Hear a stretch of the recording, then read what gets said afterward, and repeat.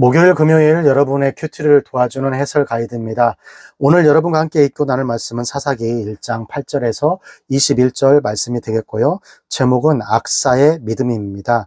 오늘 말씀을 좀 요약하면요. 오늘은 시므온과 베냐민의 전쟁 점령 이야기입니다.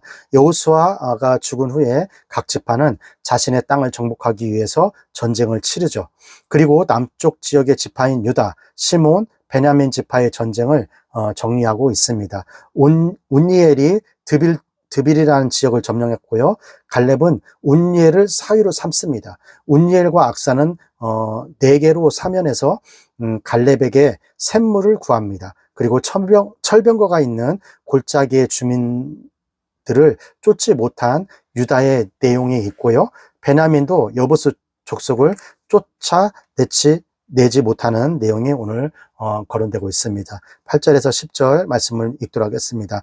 유다 자손이 예루살렘을 쳐서 취하며 칼날로 치고 성을 불살랐으며 그 후에 유다 자손이 내려가서 산지와 남방과 평지에 거한 가나안 사람과 싸웠고 유다가 또 가서 헤브론에 거한 가나안 사람을 쳐서 세세와 아이만과 달메를 죽였더라. 헤브론의 본 이름은 기럇 아르바이었더라. 8절에서 10절은 유다가 예루살렘과 헤브론을 점령한 내용입니다.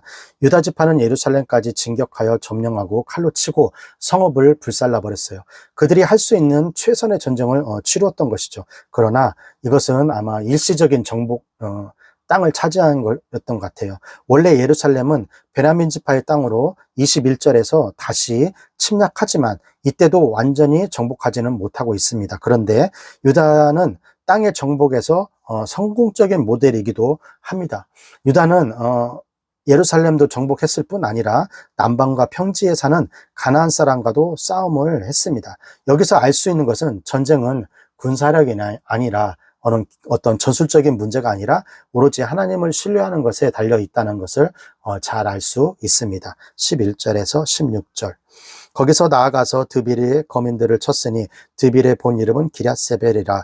갈렙이 말하기를 기럇세벨을 쳐서 그것을 취하는 자에게는 내가 내 딸 악사를 아내로 주리라 하였더니 갈렙의 아우요 그나스의 아들인 온니엘이 그것을 취한 고로 갈렙이 그 딸 악사를 그에게 아내로 주었더라. 악사가 출가할 때 그에게 청하여 자기 아비에게 밭을 구하자 하고 나귀에게 내림에 갈렙이 묻되 네가 무엇을 원하느냐. 15절 가로되 내게 복을 주소서 아버지께서 나를 남방으로 보내시니 샘물도 내게 주소서 하매 갈렙이 윗샘과 아랫샘을 그에게 주었더라. 16절 모세의 장인은 겐 사람이라. 그 자손이 유다 자손과 함께 종려나무 성읍에서 올라가서 아랏 남방의 유다 황무지에 이르러 그 백성 중에 거하니라. 16절까지 말씀은 드빌이라는 지역을 점령하고 그 점령한 운니엘과 악사의 결혼을 시켜주는 모습이 나옵니다. 드빌이라는 곳은 갈렙이 지휘관이 되어 전쟁을 했던 곳으로 봅니다. 갈렙은 드빌의 전쟁에 이기기 위해 전쟁에 이기면 딸 악사를 선물로 주겠다고 선언합니다. 고대 사회에서는 전쟁을 이기면 신분 상승을 해주는 이유로 딸과의 결혼을 관습적으로 행하여졌습니다. 사울도 골리앗과 싸움에서 승리하면 자신의 딸을 주겠다고 공언한 내용이 있는데요. 그런데 사울은 자기 딸을 안 주려고 그랬었죠. 갈렙은 근데 그것을 허용을 하고 그 약속을 지켰던 내용이 나옵니다. 갈렙은 전쟁에 승리한 온니엘에게 악사를 아내로 주었고요. 여기서 보면 악사의 모습이 딱 그 딸의 모습이 좀 주목이 됩니다. 어쩌면 아버지에게 자신의 인생을 내주는 모습으로 볼 수 있지만 자신을 개척해 나가는 여인 악사의 모습을 볼 수 있습니다. 운니엘을 따라 이제 떠나야 하는 악사는 아버지 갈렙에게 복과 샘물을 요구합니다. 복은 선물을 의미하는데요. 아버지 갈렙이 물이 없는 남방 네겝으로 보내므로 선물을 물로 달라고 요구합니다. 여기 네겝은 사막이라서 농사 짓거나 목축하기가 어려운 곳이에요. 살기 힘든 곳이란 것을 가면서 식구들이 살 방법을 강구하고 있는 것이죠. 악사는 전쟁에만 관심 있는 남편과는 달리 자신이 살 것과 살 환경을 보고 실행에 옮긴 것입니다. 악사는 적극적이고 지혜로운 여인으로 등장을 합니다. 갈렙은 악사에게 모든 것을 풍성하게 줍니다. 여기서 운니엘과 악사는 이상적인 가정의 모습을 보이고 있는데요. 구약에 나온 여성들의 모습은 항상 적극적이고 개척해 나가는 모습을 볼 수 있습니다. 자신의 처지를 한탄하거나 눈물만 흘리는 것이 아니라 지혜로운 백성의 모습을 보이고 있는 것이죠. 그렇기 때문에 어려움이 있을 때 적극적으로 하나님께 기도하면서 주위 사람들, 내 주위 사람에게 요청하는 것이 참다운 지혜라고 생각을 합니다. 17절에서 21절. 유다가 그 형제 시므온과 함께 가서 스밧에 거한 가나안 사람을 쳐서 그곳을 진멸하였으므로 그 성읍 이름을 호르마라 하니라. 유다가 또 가사와 그 경내와 아스글론과 그 경내와 에그론과 그 경내를 취하였고 여호와께 유다와 함께 하신 고로 그가 산지 거민을 쫓아내었으나 골짜기의 거민을 천병거가 있으므로 그들을 쫓아내지 못하였으며 무리가 모세의 명한 대로 헤브론을 갈렙에게 주었더니 그가 거기서 아낙기의 세 아들을 쫓아내었고 21절 베냐민 자손은 예루살렘에 거한 여부스 사람을 쫓아내지 못하였으므로 여부스 사람이 베냐민 자손과 함께 오늘날까지 예루살렘에 거하더라. 21절까지의 말씀은 유다의 다른 점령 지역들을 이야기하고 있습니다. 유다가 시므온과 한 약속을 지키는 내용이죠.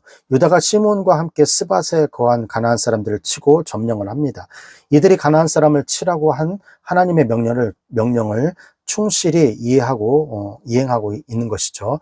또 이 전쟁이 여호와의 전쟁이라는 것을 잘 나타내고 있습니다. 유다가 전쟁에 승리한 것은 모세의 말을 따랐다는 것입니다. 모세의 말을 따랐다는 것은 무슨 얘기냐면 하나님 말씀에 순종했다는 것이죠. 그리고 유다는 하나님과 함께 하였습니다. 그래서 전쟁에 이긴 이유가 거기 있는 것이죠. 유다도 철병거의 두려움 때문에 골짜기의 거민은 나중에 쫓아내지 못하고 있습니다. 즉 유다도 믿음이 약해져서 쫓아내지 못했음을 알 수 있는 것이에요. 그냥 못 쫓아내는 게 아니라 유다도 전쟁을 계속하면서 믿음이 약해졌던 걸로 보입니다. 하나님보다 철병거가 더 강하게 보였다는 것이죠. 베냐민도 여보스 사람을 내어 쫓지 못했습니다. 예루살렘 정복은 다윗 때나 이루어지고 있는 것을 볼 수 있습니다. 베냐민은 여보스를 믿음을 가지고 끝까지 내쫓지 않았기에 그것을 정복할 수 없었던 것이죠. 끝까지 내어 쫓을 마음을 가지고 끝까지 했다면은 정복을 했을 것입니다. 왜 그러냐면 그게 하나님의 약속이기 때문에 그런 것이죠. 하나님을 온전히 믿으면 땅을 얻을 것이고 또 온전히 믿지 못하면 땅을 얻지 못하는 것입니다. 여러분도 마찬가지예요. 하나님을 온전히 믿고 기도하면 여러분 그것을 얻을 수 있을 것입니다. 그러나 하나님을 온전히 믿지 못하고 어떤 상황이나 환경 때문에 좌절하고 기도를 멈추면 여러분은 그것을 얻지 못할 것입니다. 현재 우리에게 이루어진 것은 우리의 노력으로 이루어진 것이 아니라 다 누가 준 거예요? 하나님의 선물이라는 것을 잊지 말기 바랍니다. 자, 여기까지가 사사기 1장 8절에서 21절 말씀이 되겠고요. 오늘 말씀을 통해서 우리는 무엇을 묵상하고 또 무엇을 적용해야 할까요? 첫 번째, 순종하지 않아도 되는 변명과 이유는 없습니다. 유다 지파는 철병거를 당해내지 못하여 서쪽 지역 골짜기 주민들을 쫓아내지 못했어요. 베냐민도 여보스 족속을 쫓아내지 못하였고 함께 그냥 거주하고 있었다는 것이죠. 전쟁의 승패를 정하는 것은 하나님의 역사요, 이스라엘의 순종이었지만 이제 그들에게 전쟁하지 말아야 하는 이유들과 변명들을 늘어놓기 시작하는 겁니다. 자, 그들은 타협에 대해서 심각한 오염이 될 것이라고 심각하게 생각하지 않았던 것 같아요. 영적 태만이 영적 타락을 이루어졌고 더 나아가 국가의 재난이 이루어집니다. 그러므로 오늘도 여러분이 있는 그곳에서 하나님의 말씀에 순종하지 않는 이유를 찾는 것이 아니라 오히려 순종하기 위해 찾고 구하는 우리 주의 청소년들이 되기를 주님의 이름으로 바랍니다. 교육부 구호 힘있게 외치고 오늘 큐티 마치도록 하겠습니다. 교육부 구호 시작! 공부 잘해 남주자, 돈 많이 벌어 남주자, 은혜 많이 받아 남주자.